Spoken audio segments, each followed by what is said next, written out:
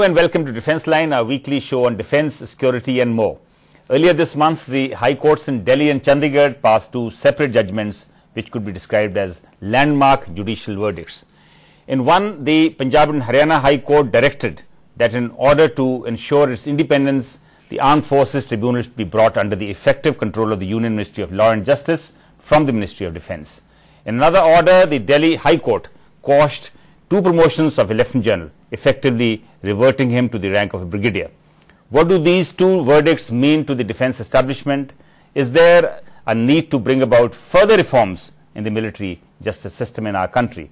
This is what we discuss in Defence Line today with Rajiv Anand, an advocate specializing in military affairs, Major Navdeep Singh, also an advocate and an author on military law books, and Colonel S.K. Agarwal, a former JAG branch officer who is practicing in the High Courts. Gentlemen, welcome to the discussion. But before that, let us look at this report. When the government announced the creation of the Armed Forces Tribunal a few years ago, it was widely welcomed as it was felt that it would speed up military justice. However, hopes of many military personnel seeking justice were belied due to the very structure of AFT, which many felt was flawed. This became apparent when the Delhi High Court recently quashed two promotions of a serving Lieutenant General of Army, relegating him to the effective rank of a brigadier. The High Court also made some very harsh observations on the military promotion and selection system and also the failure of the AFT to undo the wrong. What is more, this judgment came on the heels of another judgment of the Punjab and Haryana High Court, which ruled that the Armed Forces Tribunal be brought under the Union Ministry of Law and Justice, taking it out of the purview of the Ministry of Defence to ensure independence in its functioning. The court directions came on a petition filed by former president of the AFT Bar Association in Chandigarh, which pleaded that since the Defence Ministry had been made the parent administrative ministry of the AFT, it was wielding all-pervasive control over the tribunal and was also the rule-making and appointment authority not only for the staff but also of the judicial and administrative members of the tribunal. In its ruling, thus the High Court said the administration of justice is a subject matter of the Department of Justice under the Ministry of Law and Justice as per the Constitution's allocation of business. The bench of Chief Justice A.K. Sikri and Justice Rakesh Kumar Jain further said that in India, unfortunately tribunals have not achieved full independence. Incidentally, while passing its judgment, the Delhi High Court quoted Thomas Jefferson to say, "Experience has shown that even under the best forms of government, those entrusted with power have in time and by slow operations perverted it into tyranny.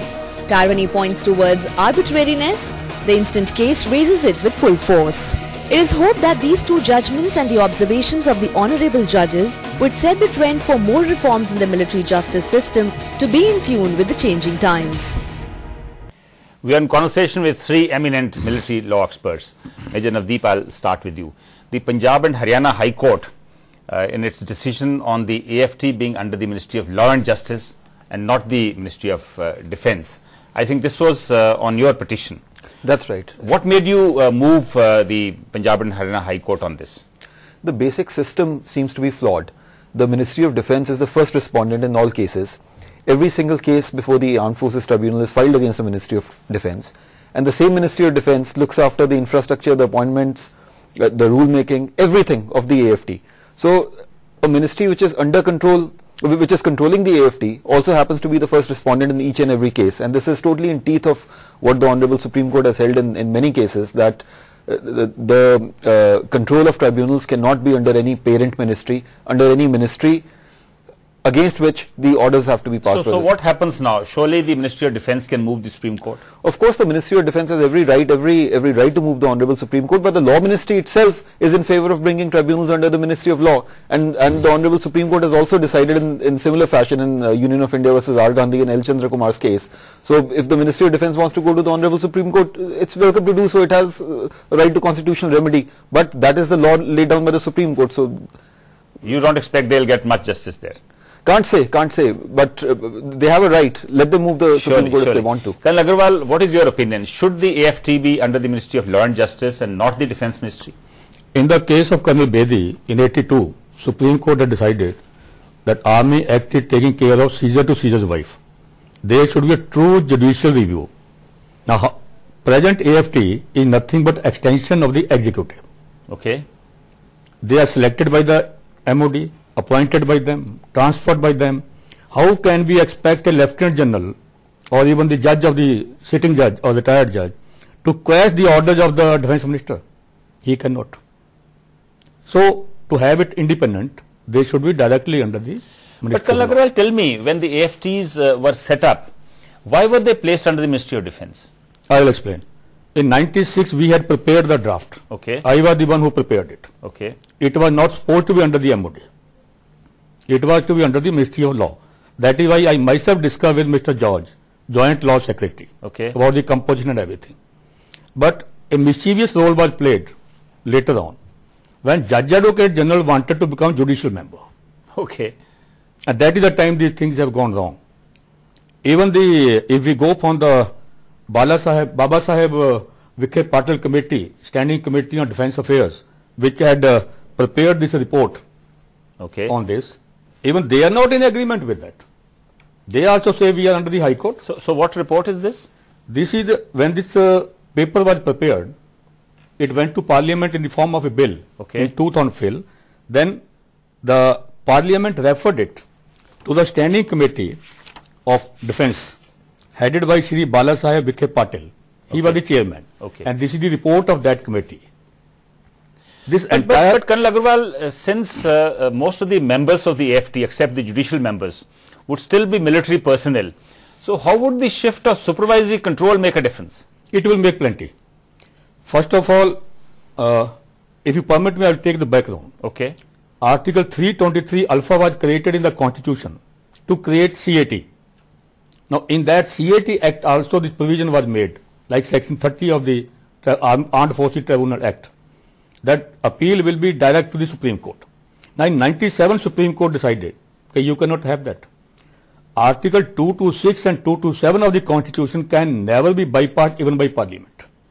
And if you go through this committee report, I have flagged this, even in this it is specifically mentioned, Okay. 226 and 227 will not be bypassed. So Rajiv, are you also in agreement with Colonel Agarwal and Major Navdeep? Definitely, I am in agreement with them.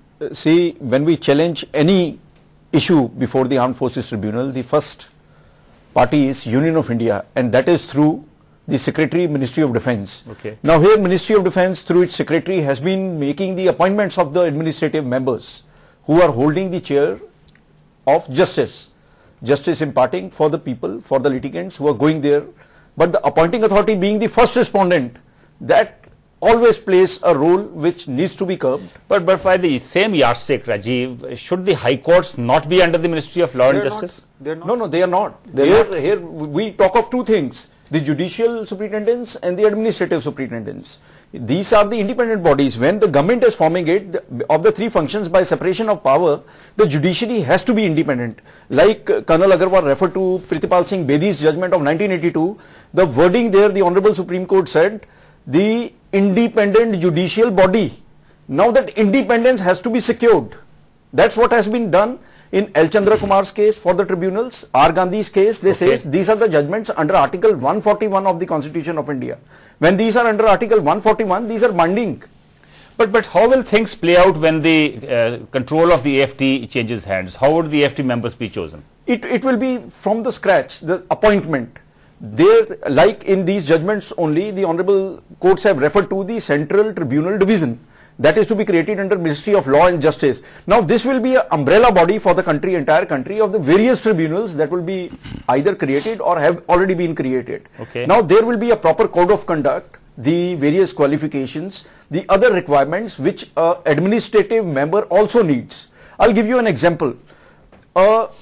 Administrative member is holding a post where he is imparting justice under Section 15 of the Armed Forces Tribunal Act. He is even hearing the appeals. Now these appeals are akin to, and the powers are akin to, the criminal appeals before the criminal jurisprudence, even the high courts. Okay. Now here, Indian Evidence Act, the procedures laid therein, the procedure laid in the Criminal Procedure Code play a vital role.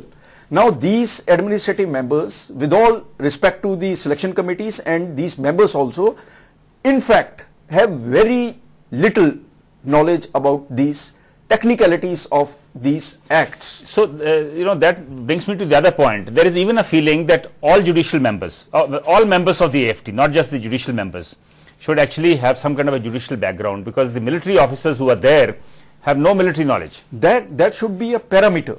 That should be a parameter to say when the selection is being made, due importance should be given to any journal, because they are at the very superior ranks. Okay. They must have held lot of court martials. They must have been presiding officers of lot of court martials. They must have in some way assisted. If we get But Rajiv, there is a provision for study leave within the army and within the defense services. Why can't they actually pick up those officers who during study leave have perhaps studied law? Yes, that is one, if they already have that. If they don't have that, actually there should be a capsule 6 months to 8 months before they come here. They should have a capsule. It can be on job or before that, pre-induction sort of, where they should be given technicalities, principles of law which are governing these important statutes. And I would like to add something. Yes, and it should be totally emphasized that they are not sitting there to defend the government.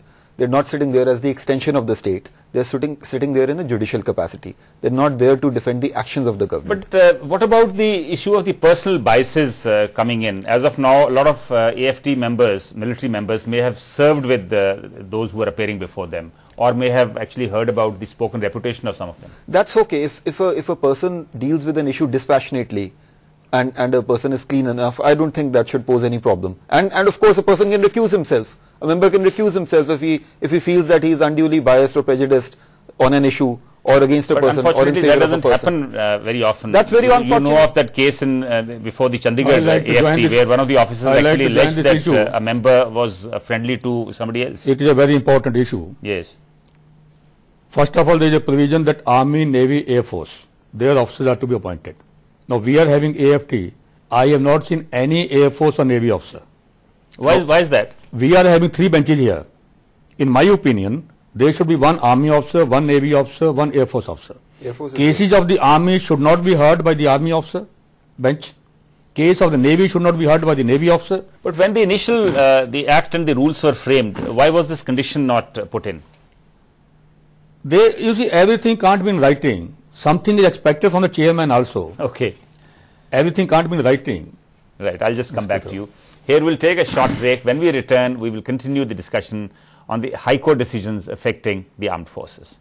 Welcome back. We are discussing the need to improve the military justice system. Rajiv, the other case in which the Delhi High Court has quashed 2 promotions of a Lieutenant General is very curious. It is unbelievable that this kind of a thing would have happened, and it appears that even the AFT had failed to give any kind of justice. No, here the selections have been quashed. Not only that, the observations are very vital. The observations which the Honorable High Court of Delhi has given is that in the case in hand before the Honorable High Court, they have found apparent the manipulation of the policies, how these have been manipulated to favor some and to disfavor others at that level where the selections are being made. Thereafter they have categorically said that undue haste is being shown by the authorities who are in power to favor, and that has come apparent before the records when these were being scrutinized by the Honorable High Court. Thereafter, but what about the in-house system within the army? How could this not be kind of picked up and No, I am coming to that. In-house now, after these observations, is required to be rectified and corrected. Now the problem is with in-house only. These things have been observed, what activity has taken place in-house. Now when this activity has come on the judicial records in a judgment that has been given by them quashing these things, now they say even misleading statements were made before the court.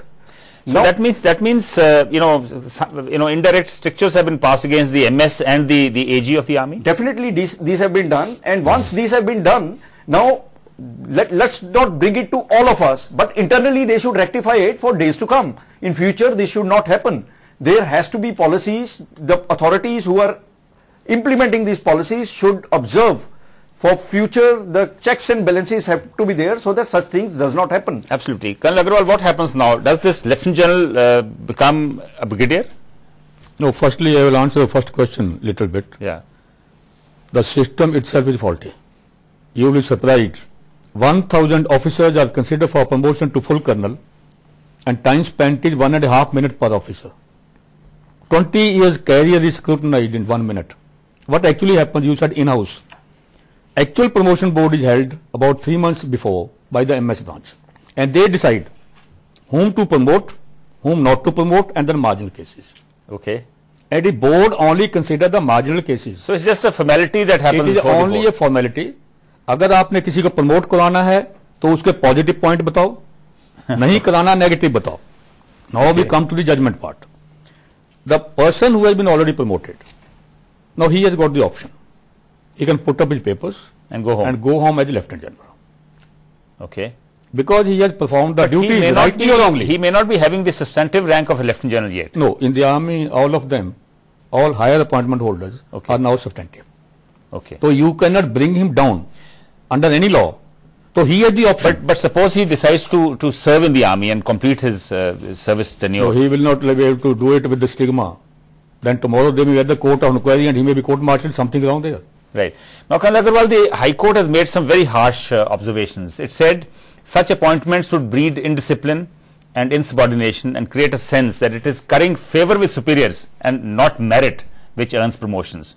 Now, surely this is a very big reflection on the entire military defense establishment, which means the army and the MOD. MS branch is full of skeletons. There is not a single promotion board. As a OIC legal cell, since 83, I have got plenty of experience. No promotion board is foolproof. Favors are there. Promotions are there. Postings are also favored. अगर आपने किसी को supersede करवाना है as army commander तो उसको पहले lieutenant general को स्टाफ पे भेज दो. उसको लेफ्टिनेंट जनरल की कमांड रिपोर्ट नहीं मिलेगी.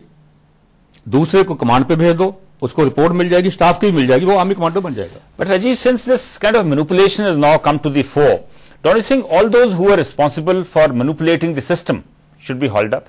Yes, definitely. We have a case in hand wherein things have become apparent. The officers concerned who could not make it to the board have been projecting that such things were happening. Now in this case it has come, the observations are being made. At least a start should be made at this place from these observations for those who are responsible, so that further policies and the guidelines should be strengthened on these parts so that in future such things don't happen. Right. No, I will just answer one query on this. Whom will you hang? There is a chief of army staff is there. No, there could be a court of inquiry to establish the people responsible. I am giving to that. Chief of army staff is there.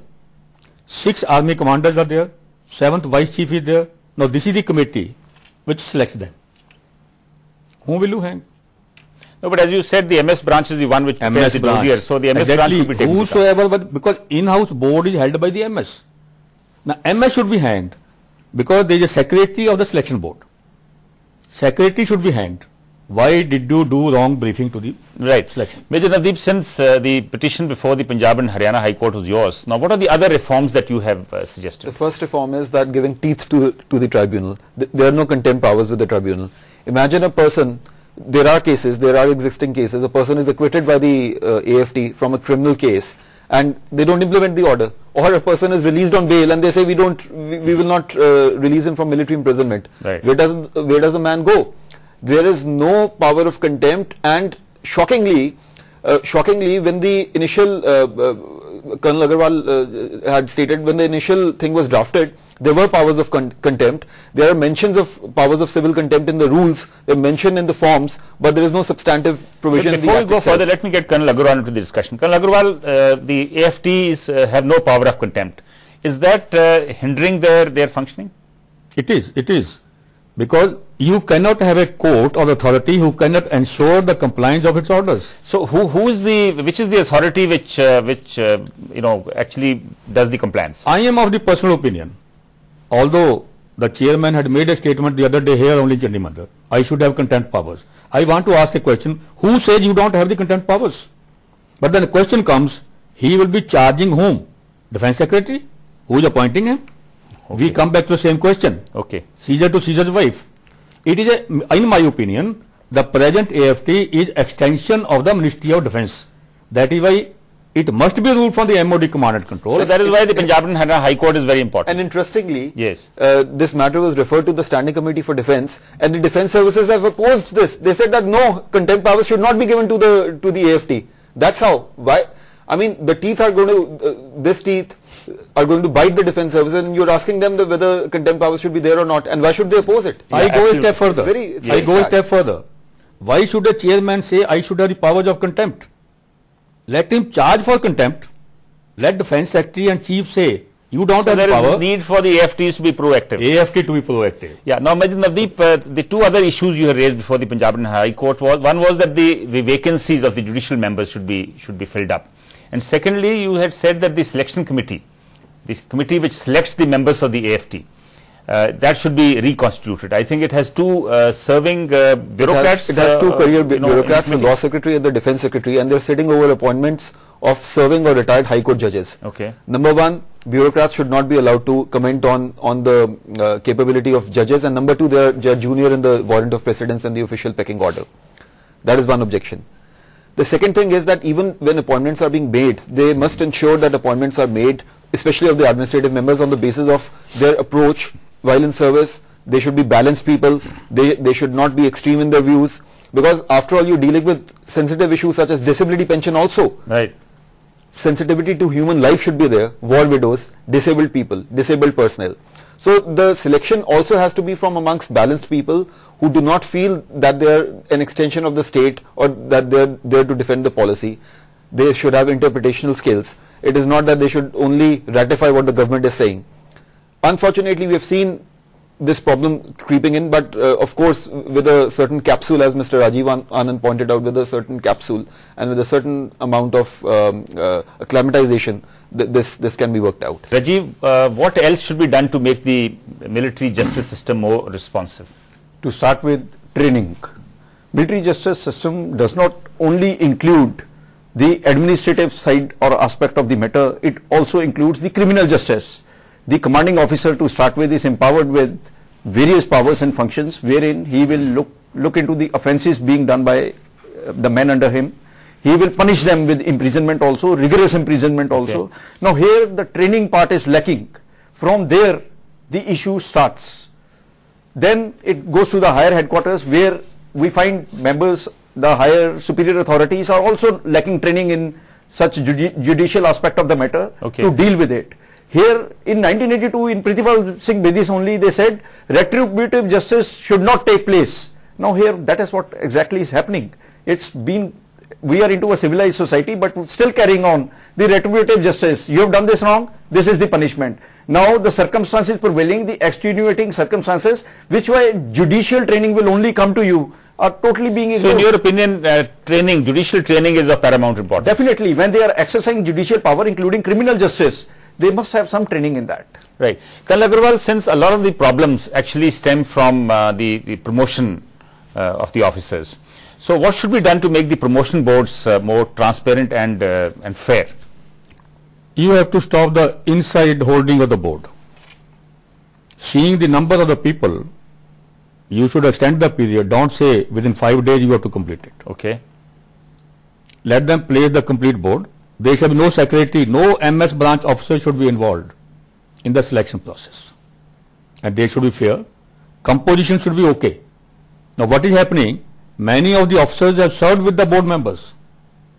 But maybe, even if you give, say that take 15 minutes to look at one officer's dossier, I think it may not be a very fair system, because you need some kind of expertise to even, study various documents and the service records. No, on that what happened, we have got a procedure. In one sheet you call it MDS. Okay. Everything is on one page.